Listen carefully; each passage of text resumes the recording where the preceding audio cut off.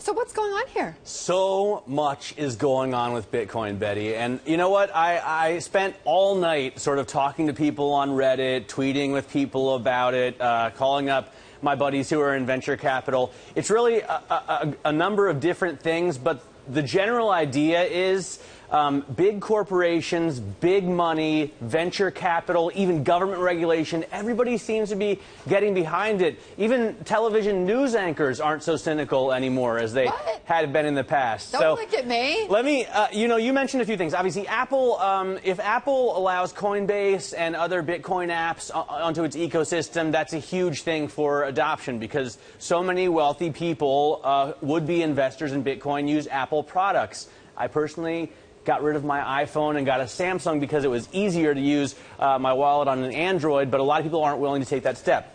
Dish is another thing. I mean, it's a big, large corporation that realized, hey, this is an easy way to get paid for free. Yeah. Why not, take it? And I think a lot of other people are going to do the same. You've heard John Donahoe from eBay talk about taking it. PayPal's CEO saying that he's long Bitcoin, which is a very interesting statement.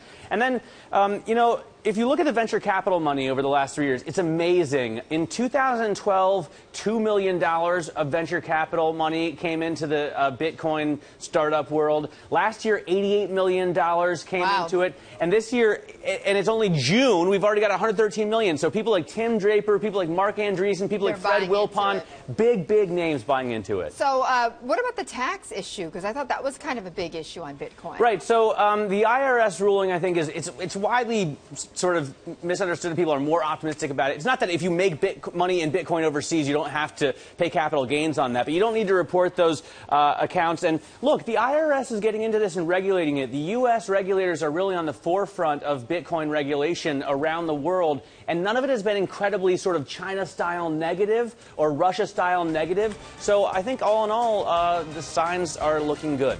Matt, thank you so much. Matt Miller, our Bitcoin expert.